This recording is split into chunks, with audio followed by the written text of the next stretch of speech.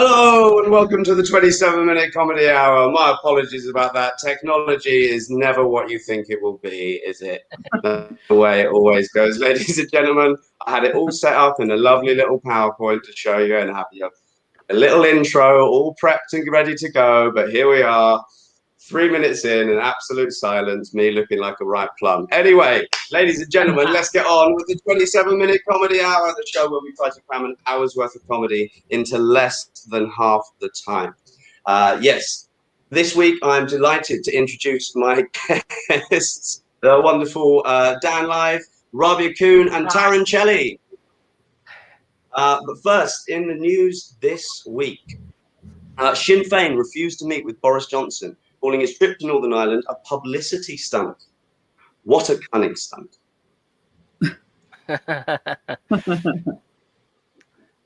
Boris Johnson claimed he was told Deputy First Minister Michelle O'Neill was otherwise engaged. If people are telling him that every time they don't want to talk to him, they must think no one is observing lockdown.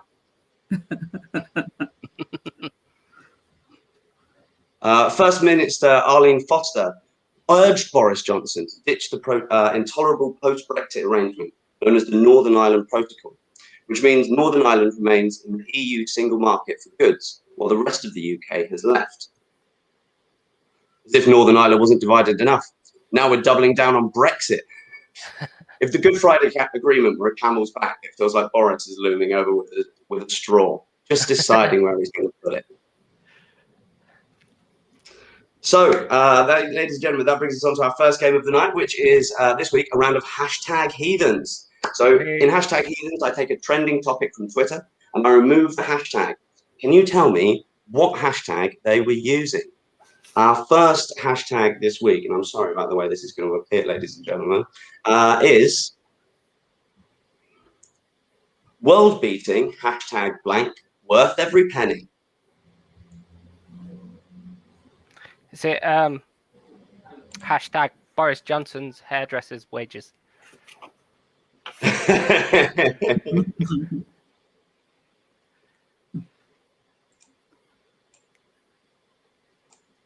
Any more for any more? Hashtag sorting Boris Johnson's CSA payments.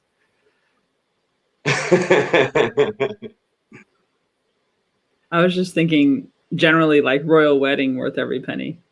But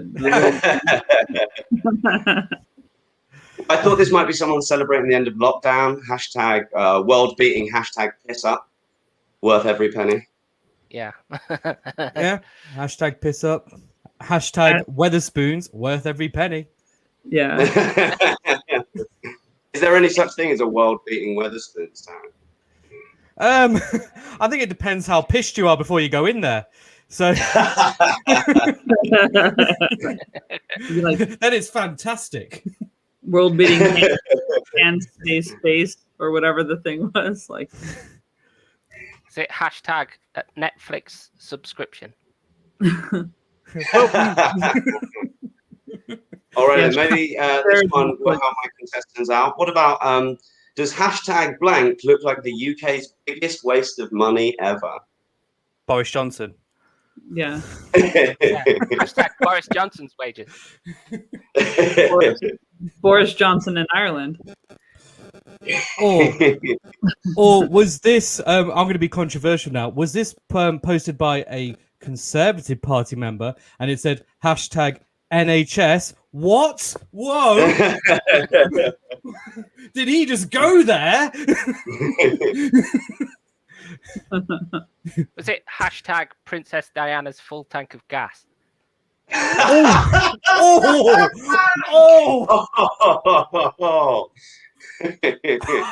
like that. It's been a target. Okay, ladies and gentlemen. I do apologize. Wow. Sorry, Harry. 1997 memes right there. Can I push anybody here for the answer, guys? Can I push anyone for the answer? Is it hashtag test and trace? It absolutely is, Dan. Well done. Yeah, we are looking right here at hashtag test and trace worth every penny. And Oh, We had, does test and trace look like the UK's biggest waste of money ever? Hashtag Tory shambles. Guys, what do we hear? What do we think about this news in this story in the week? Well, it's billions of pounds have gone to these test and trace people, and some of the consultants have been paid like, am I right in thinking like $6,500 a day? So, even if they mess it up, they'll get fired. They can still retire. yeah. That makes no sense as a salary for what they were doing. There's so low technology what they were doing. It's crazy. Like, they weren't curing COVID. Like, maybe if they were the ones manufacturing the vaccine, fine. They weren't. They were just like calling people, and then it was unenforceable. Like, if there was a revenue stream from it, fine. There was nothing. It's just crazy. They could have just taken all the money that they put into test and trace and just put it into the NHS. They could have literally just done that. And I'm not, what's her name? Baroness Dido Harding. When I first read that name, I'm not gonna lie, I read it wrong. And so I thought for ages, I read and I thought it was Dildo Harding. And I thought, if you couldn't take the piss anymore, you got Dildo Harding running the joint. Or maybe dildo hard on. Dildo hard on. I mean, the old test and trace was a dildo hard on when you think about it.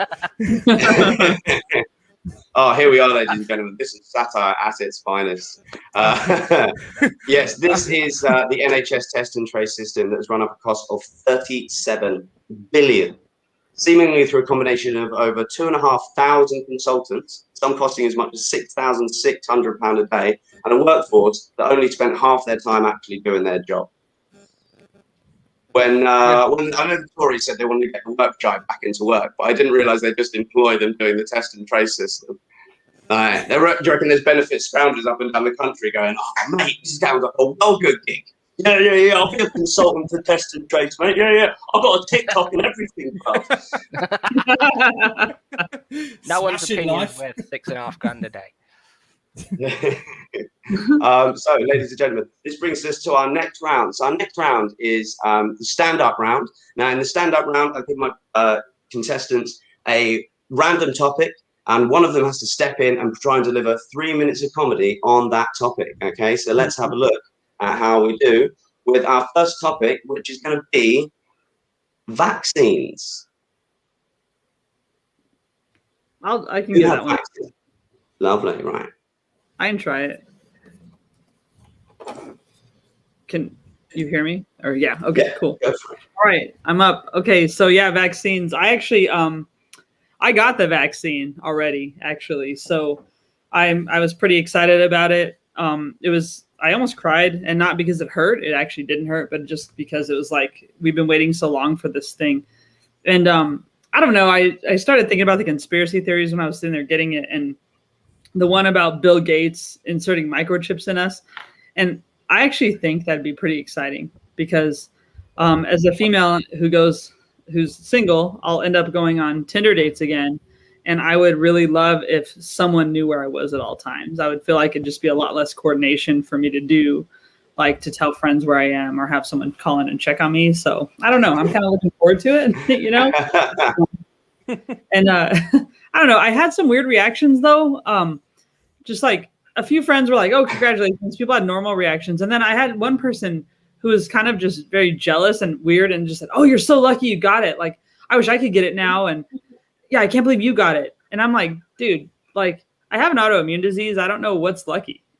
Like, it's such a weird, and like anyone who got the vaccine already, like, or when I did, which was a month ago, had either was 80 or had something wrong with them. So it's like, are you really jealous of that person? It's like, it's such a weird, like, use of "you're so lucky," which I hate anyway. I hate when people say that. Like, I have people who will write to me and say, "You're so lucky you're in London," and I'm like, I've legitimately been in a 250 square foot flat by myself in a city where I know no one for a year, and you live in a 3,000 square foot house with your family. Like, I suggest family counseling. That's your view, you know? Like, if I maybe. Or like when I'd be at concerts, people would always say, hey, you're so lucky. And I would just be like, Yeah, I actually had a breakdown filling out the reCAPTCHA, trying to like identify crosswalks in a grid while I was buying the tickets, and I didn't have money for them, so I'm paying like 20% interest on them. So I'm kind of broke and fragile. I'm not really lucky. It's so weird. It is going to be interesting though, like with when the lockdown ends, and like I mean, I have my vaccine now, so I feel pretty safe. But I'm also kind of like, I don't know. Is it going to be weird to go out? I don't really know anyone here, so I'm just going to be meeting new people. And one friend suggested I get like an animal, and then said maybe a support animal. And I'm like, who will they go to? You know, like I don't know. I'm just like, I don't know if I'm the right person to get a support animal, because if they require any support, I'm not going to give it to them.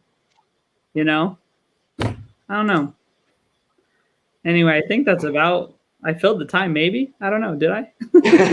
Ladies and gentlemen, Robbie Kuhn. Thank you very much, Robbie.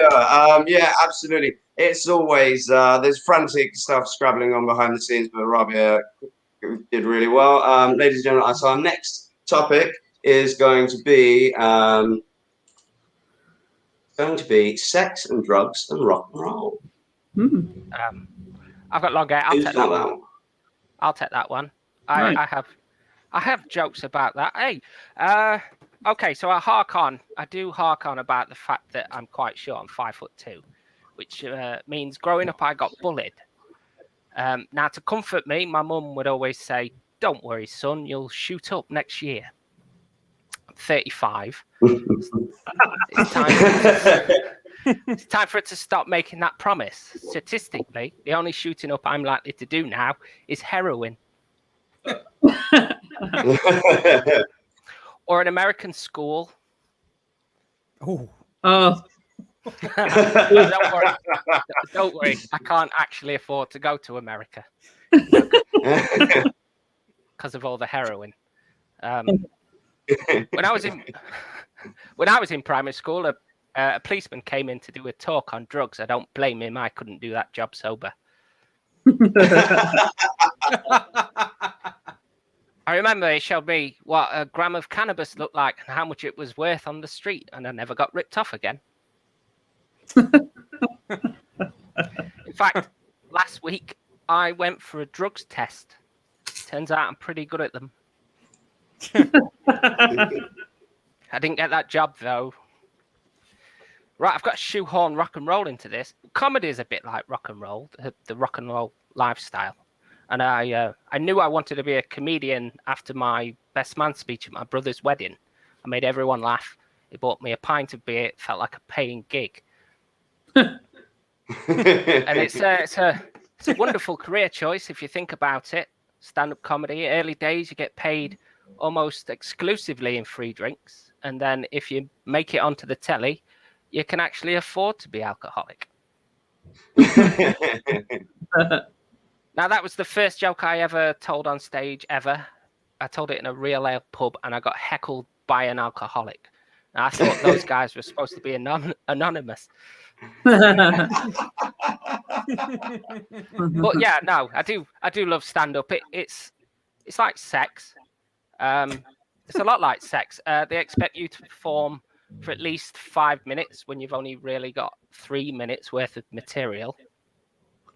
So you have to pause occasionally.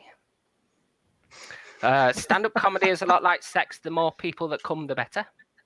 And then people say they're going to come, and then they pull out last minute. Stand-up comedy is a lot like sex. It's easier if someone's been up before you. Stand-up comedy is a lot like sex. If you're not very good, they don't invite you back on. Stand-up comedy is a lot like sex. Sometimes it gets recorded and you can show your friends.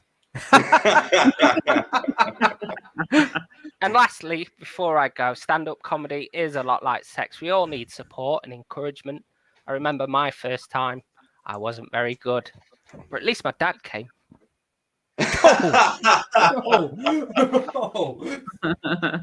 Ladies and gentlemen, Dad Live.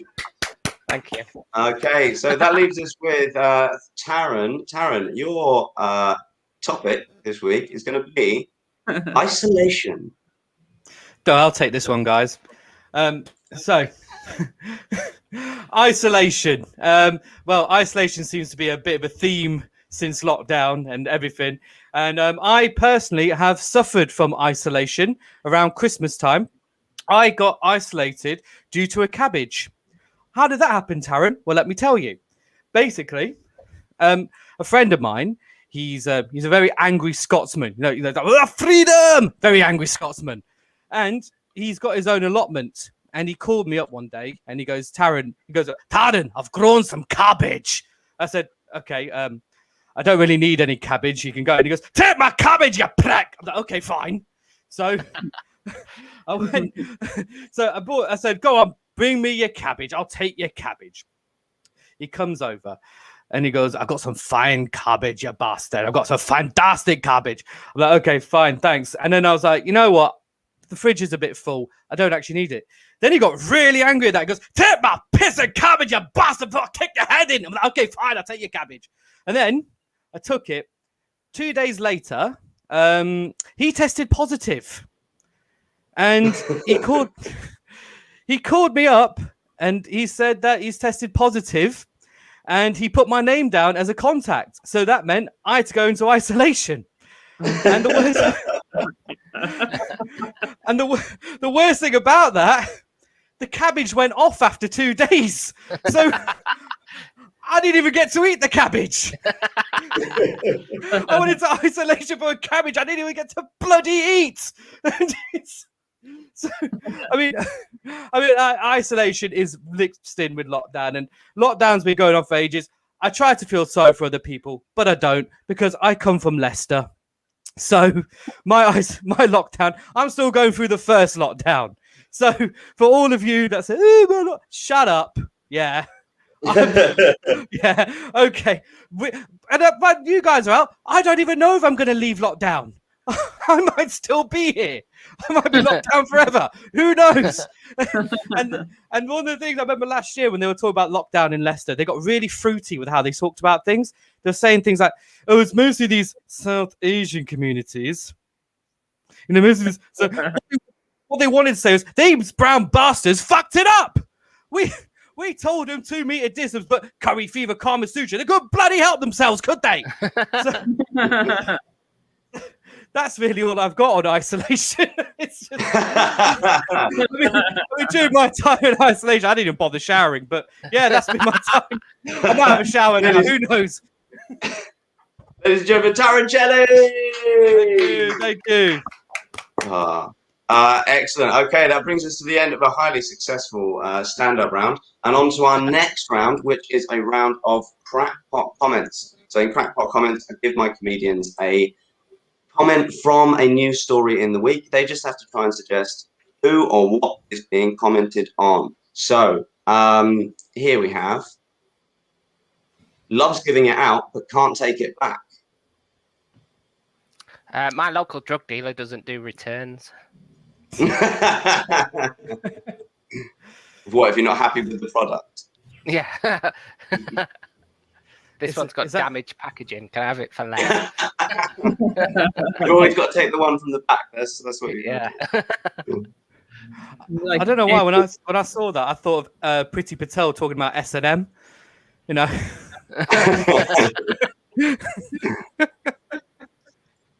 Yeah, I was thinking of like Andrew Cuomo and compliments to his staff. I don't know if you know about him, but yeah, he's our latest politician who decided that he should hit on his staff. So it's been great. What a guy. What a guy. Yeah, loves giving it out, but can't take it back. I thought this is literally like everyone with parenting advice, isn't it? Yeah, Oh, yeah, it's true. Fucking hell, man. Like every parent. Oh, I know. Right. Okay. How about this one? This one might help you guys. Okay, then what about this one? At least something good has come out of this. my mother's vagina. Oh.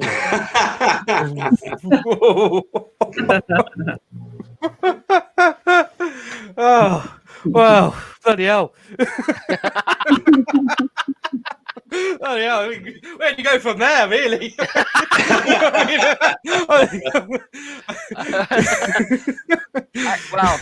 I'll leave that up to your imagination, but that's where I stop imagining. I mean, you know, at least something's good come out of it. I mean, like, I don't know. The only thing I could think of was a hot curry, but it's, it's something good. But that's not good. That comes out of that. That's just that's just difficult. Say that I had a KFC earlier, and that did not feel good coming out either. So it's. I was thinking like QAnon, like 'cause the Jewish laser thing would be really cool if it was a thing, you know. So I was like, that's pretty good. Yeah. Yeah. Okay. Anyone reckon they know the right answer? Well, it's got to be something to do with Piers Morgan, hasn't it? Oh yeah. Oh well, yeah, absolutely. Yes, ladies and gentlemen, this is the news. That Piers Morgan has left Good Morning Britain after storming off over allegations about given the Meghan Markle incident. What do we think about all this palaver going on this week, guys? It's been the talk of the week, right? Well, didn't he go on like a blind date or something? He had a meeting with Meghan Markle, and they said they were going to meet again, and she stood him up. So ever since then, he's had a little bit of a grudge against her, and I think, you know, he loves giving it up. He can't take it back. And he on GMB, he did say, "Oh, I'm not a racist," and that's not evident in anything he's ever said online ever. Yeah, I mean, I heard that when I went down to an EDL rally one day. You know, but it's it's just one of those phrases that, you know, I'm not racist. I've got coloured TV. You know, it's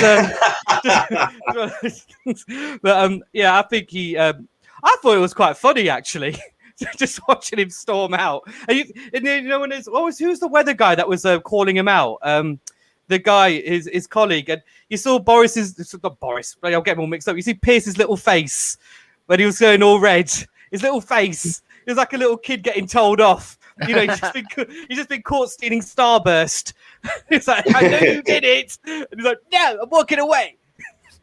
I just thought, like, because he was calling her out about her mental health comments too, and I was like, he must have gotten his psychology degree at Trump University or something, you know. Well, they were busy mates.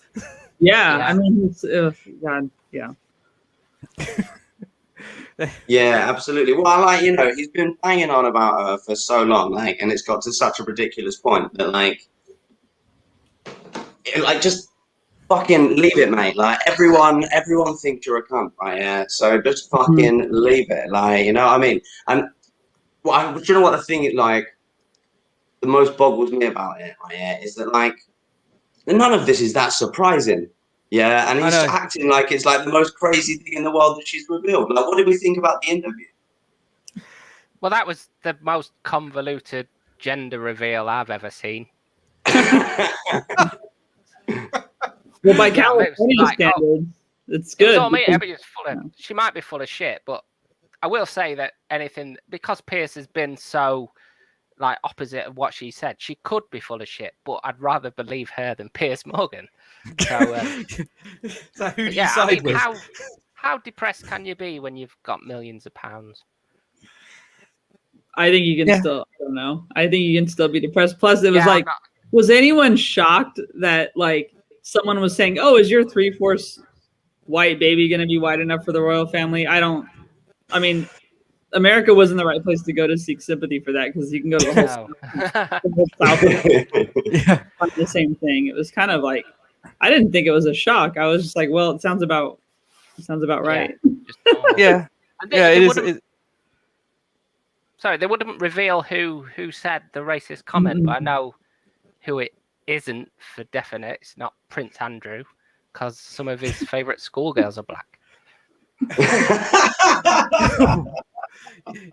You know what? They should have just said it was Andrew, because he's already being done as a pedo. Yeah. Might as well just throw that on him as well. Yeah, you know what more? You know, he's a pedo. He's a racist. Might as well throw that on there.